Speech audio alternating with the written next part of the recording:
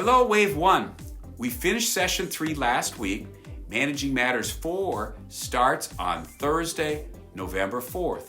Before we set the table for Session 4, I want to recap Session 3. In Session 3, we covered a lot. We started with a statement, the last time we talked about blank.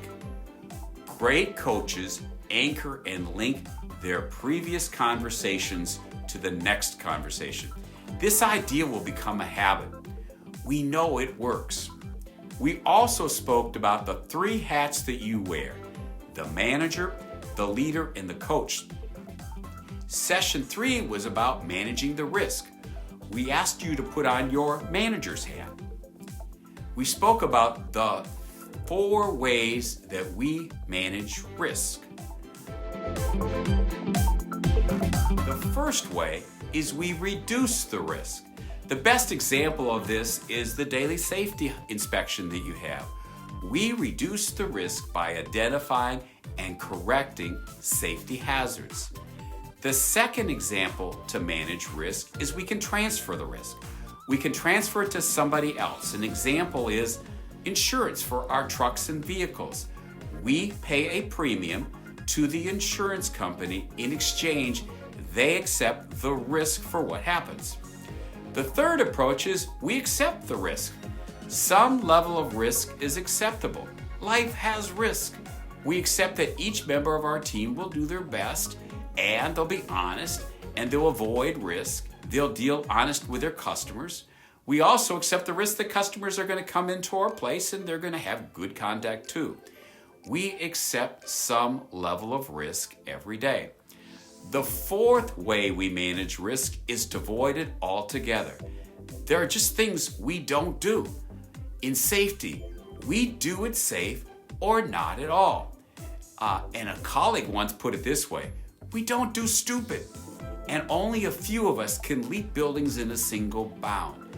So avoiding the risk altogether is the fourth and final way to avoid risk. We also introduced the concept of the universe of knowledge. Our slice of human knowledge each of us has is a tiny fraction of 1% of the world's knowledge. And the rate is doubling of human knowledge every 12 hours. There's a lot that we don't know. And the gap is only going to get bigger each year. This is really important when you think you're trying to understand employment law. It doesn't matter whether you're a leader in the US or in Canada. We have 3 tools. That's the good news. The first one is you can call HR. If something happens that's significant, call us. We'll talk about it immediately.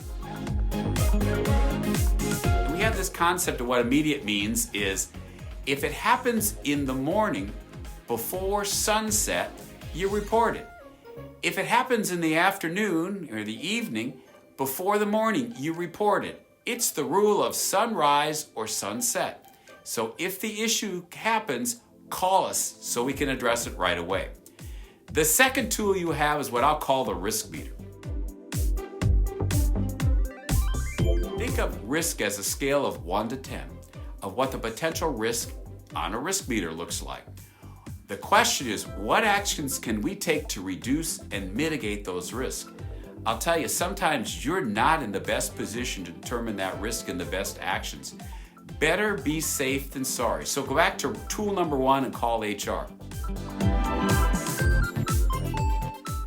Follow best practice is your third tool. We use the example of the traffic light to illustrate the concept of red light, yellow light, and green.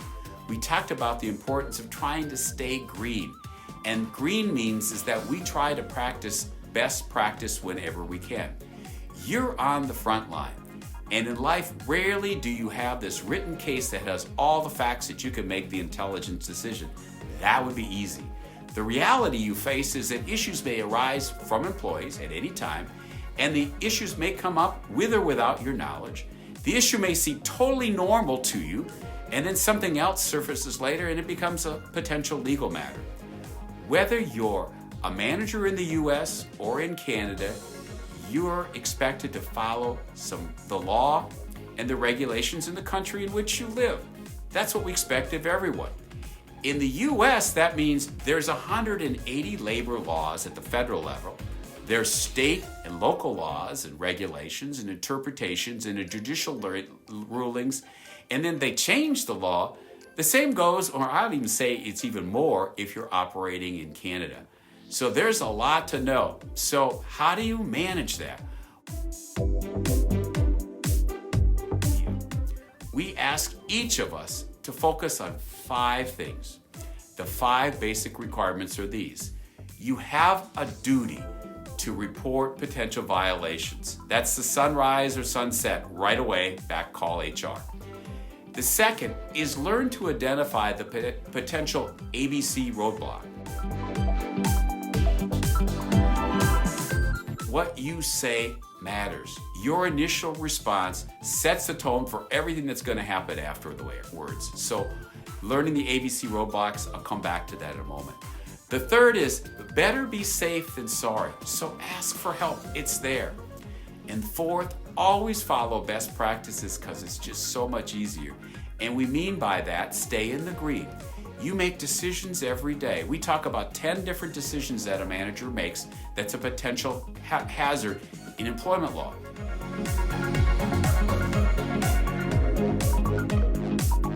Any one of these decisions can potentially run into a roadblock if you make your decision based on a protected character of a person's identity that's covered by one of the many anti-discrimination laws. Staying in the green means that we never make a decision based on a protected characteristics. For example, when we hire somebody, we hire the best, most qualified person. We look for the skills and talents and abilities to fill those requirements based on what's outlined in the job description. We never reject an applicant based on a protected person's characteristics. We call these protected characteristics ABC roadblocks.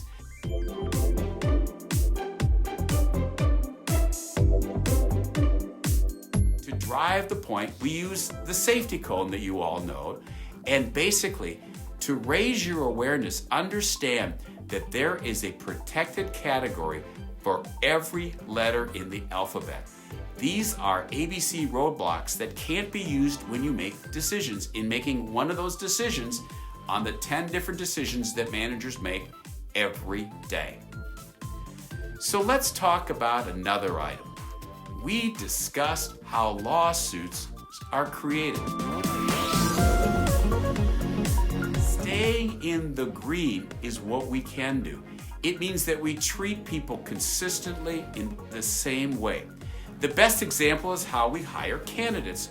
We hire the best candidates with the qualifications to fill the job. We are fair, we treat employees with respect, we value and follow our policies and procedures. And we concluded session 3 with a review of one area that's become more and more prevalent, the need to train people to prevent sexual harassment, discrimination, and retaliation at work.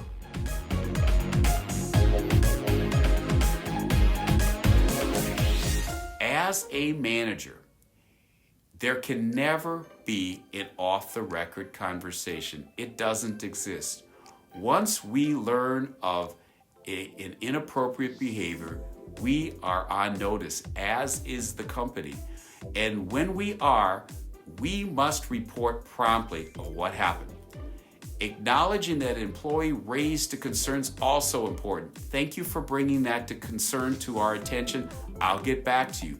Then you call HR right away. There are multiple ways for an employee to report. So to summarize, session 1 explained the 3 hats we wear and the coaching model. Session 2 was about self-discovery about you and your own things that you bring and your behavior style. It's about knowing thyself. In session 2, we discussed performance because coaching is always about improving performance. As a coach, we need to check what the law of limited performance that we have in our head that can show up in how we treat our team. This is the way that we're going to recapture the 10 to 20% of untapped potential that we leave on the table every day. It is the power and that what we need to be great coaches. And in session 3, it raises our awareness about risk and the 4 steps to manage risk. Now that we're ready and gone through all of these kind of getting us ready, we're ready for session 4. And I'll preview session 4 in a separate video. So please call my cell phone or send me a note if you have any questions on the recap. You matter, so managing matters.